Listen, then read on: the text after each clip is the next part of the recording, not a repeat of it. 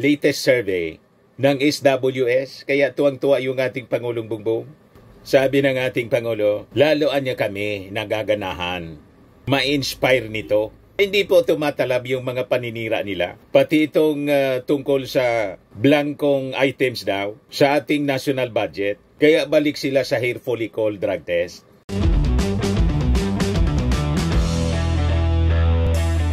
Ito naman po yung bago naming product na binibenta online.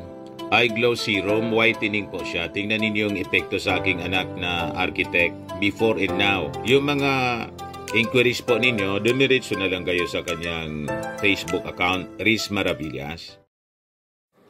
O yung kampo ni Digong mga kababayan, hindi kasi umobra yung propaganda nila sa blank entry, sa GAA, saka nag-file na sila ng petition sa Supreme Court. So hindi na nila pwede na i-discuss yung merito ng kaso. Nasa Supreme Court na po, sub judice na yan. Balik na naman mga kababayan sila sa rehash na issue laban sa ating Pangulong Bongbong. Balik sa hair follicle. Ganon ka-desperate mga kababayan yung kampo ng mga Duterte para iupo si Sara Duterte.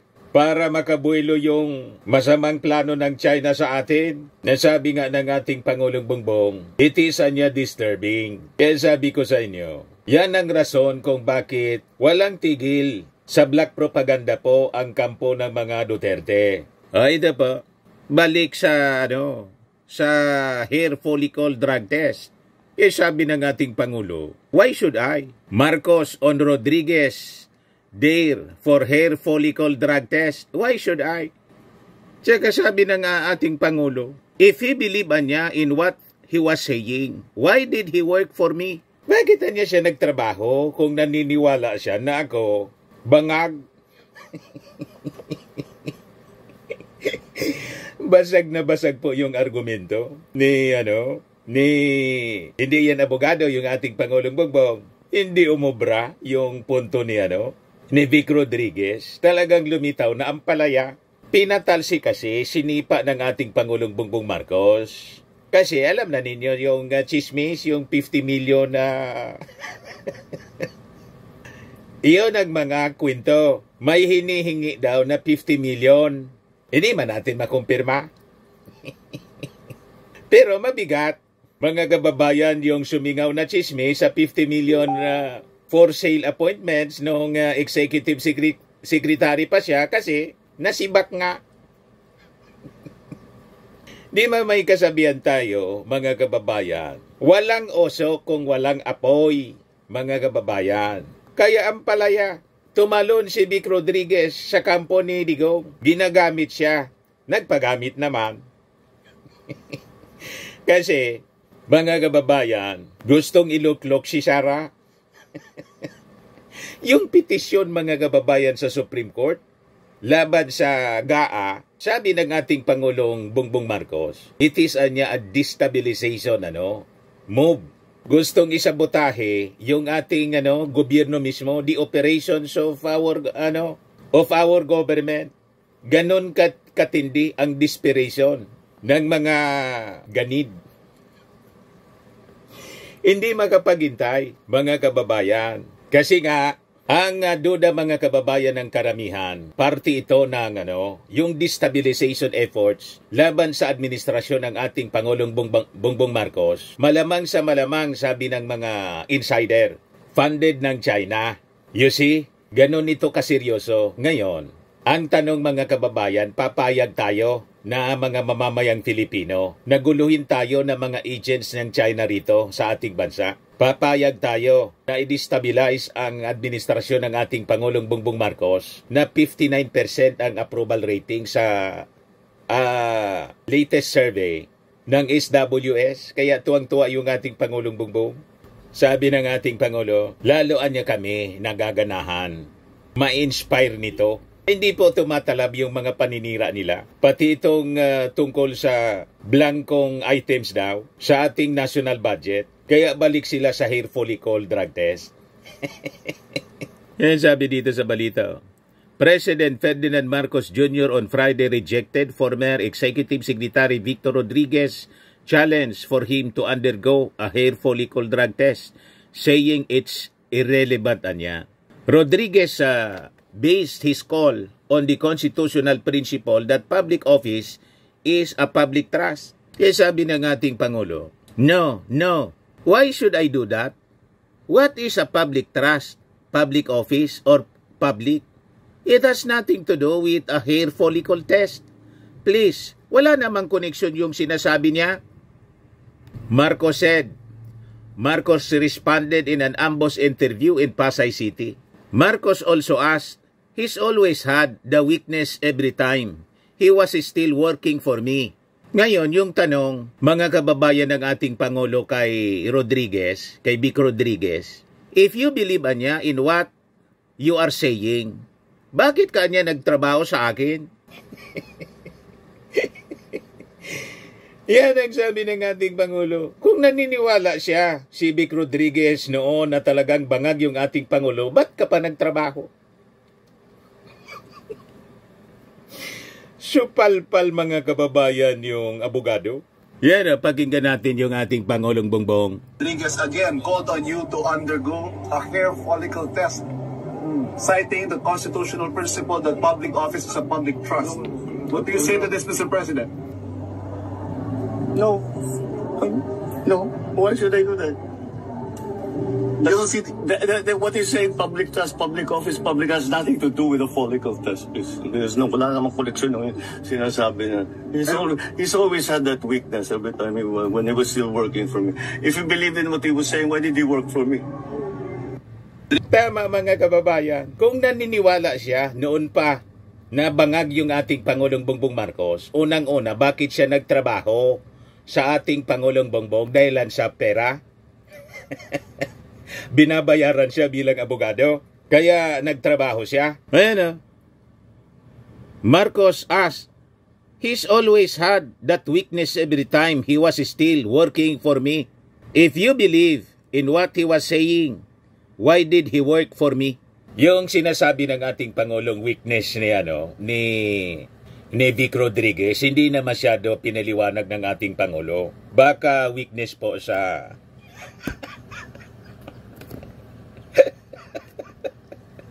yun ang kainaan mga kababayan ni Vic Rodriguez. Kung sino yung maka-offer siguro ng mataas na, alam nyo na, attorney's fee.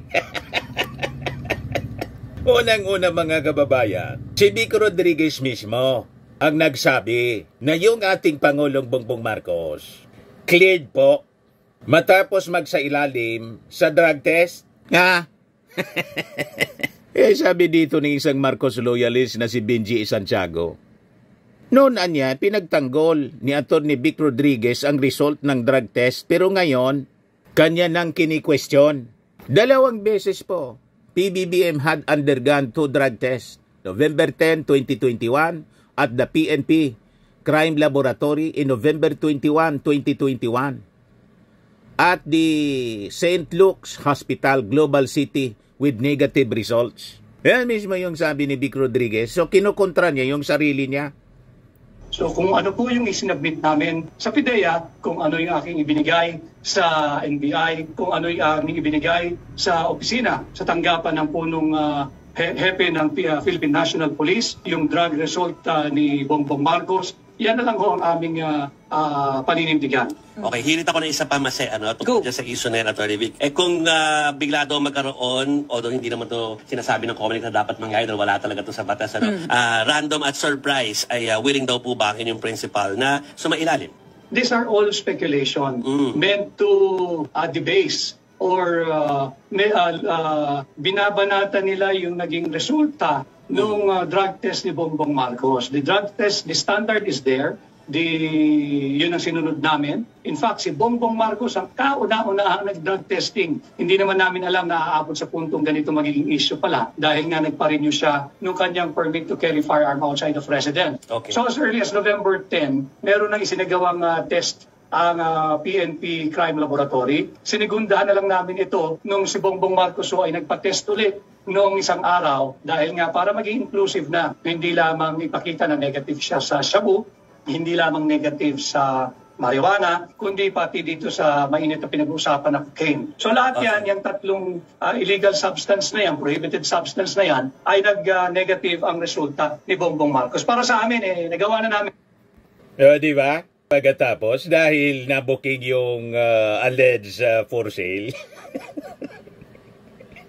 na mga appointments na nag-result, mga kababayan. Yan ang mga kwentong narinig namin. Pero hindi man nagsasalita yung ating Pangulong Bongbong Marcos kasi ayaw niya nang naninira.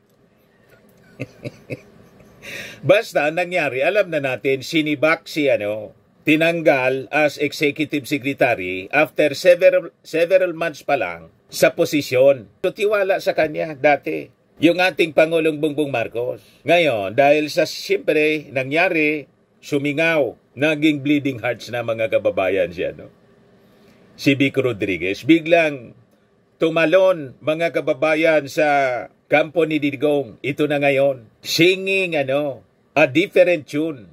Kinukontra niya yung sarili niya.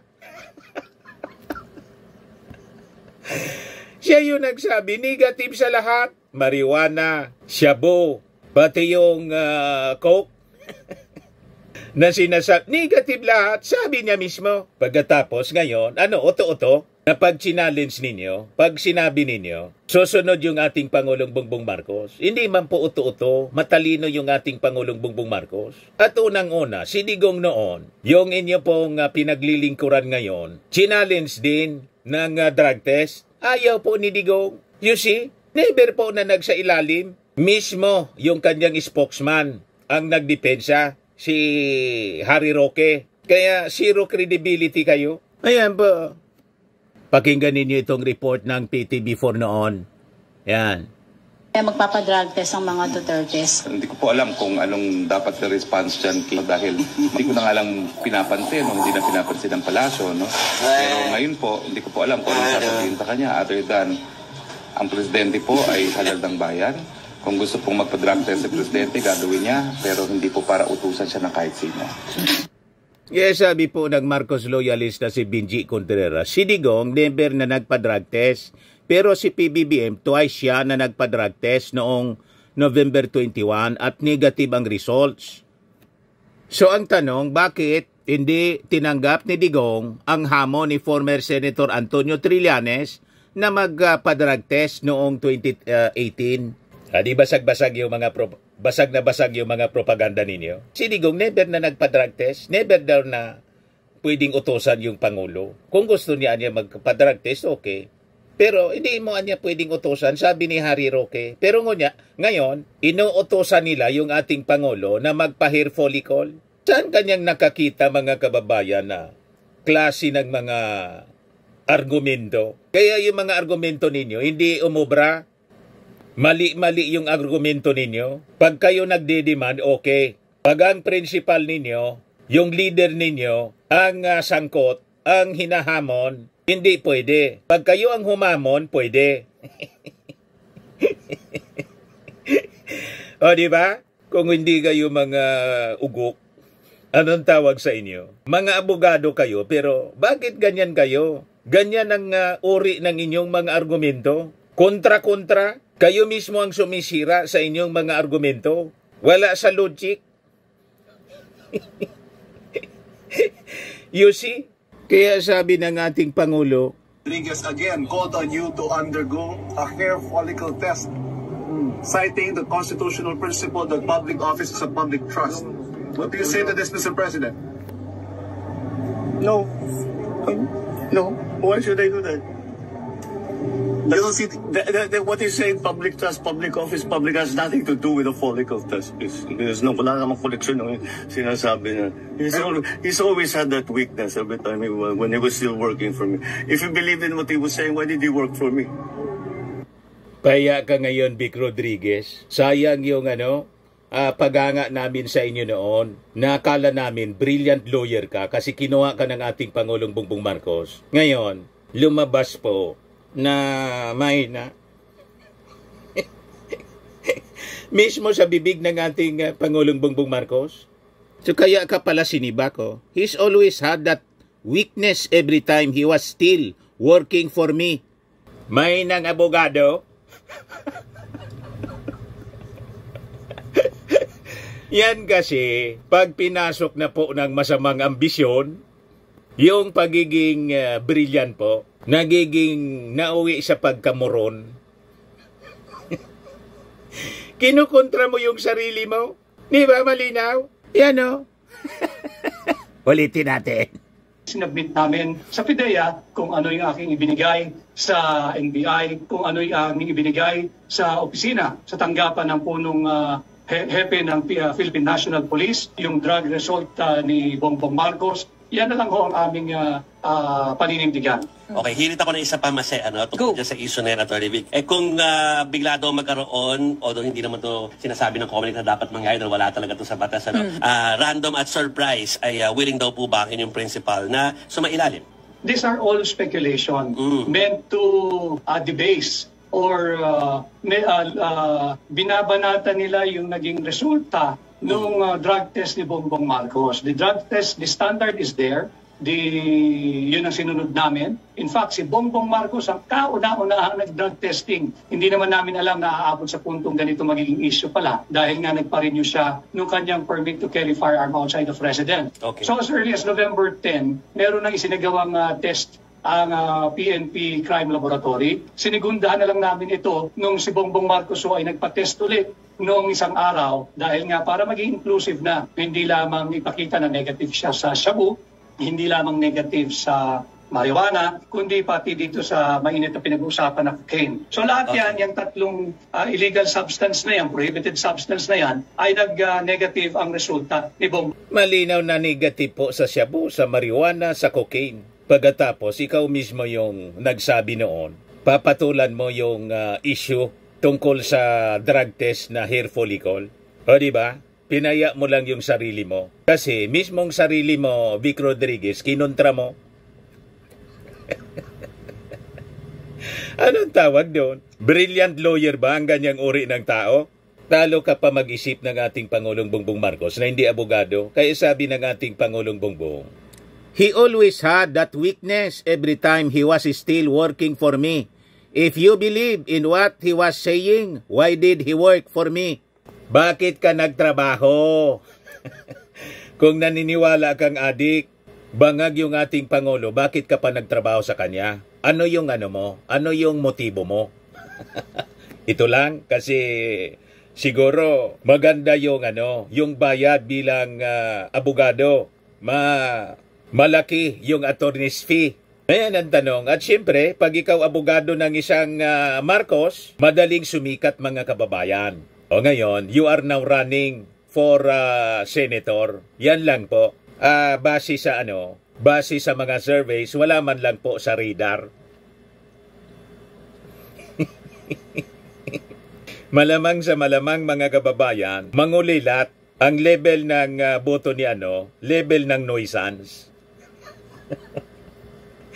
Ang makukuha ni Vic Rodriguez na boto. At itong ating programa mga kababayan, atid sa inyo nitong ating mga sponsors. Firmax Firming and Lifting Cream. Pinapay po sa mga pulses in affected area. Mainam po ito sa mga pains at paninigas ng mga kaso-kasuan. Ito sa mukha naman yung application, anti-aging, Automax po siya. Ito ay Glow Zero mga kababayan. Whitening po siya. Made in South Korea. Ito naman po, Nengxia Red Mix Fruit Drink. Gawa po siya sa goji berry. May anti-cancer properties po siya. At sa mga nagana po ng malinis and spacious fitness gym, pumunta lang po kayo sa aming Colossal Fitness Gym. May Grab Car Rental din po kami. At bills payment po sa aming office. At saka sa mga mahilig po sa mga imported bags, manood po kayo sa live selling ni Madam Eileen Rosales sa kanyang Eileen Closet po. Pati mga shoes, ito yung kanya po. Ito yung kanyang page. Kita ninyo, napakagandang mga online selling po siya. Si Madam Eileen Rosales. Cellphone number niya po 773-798-7816.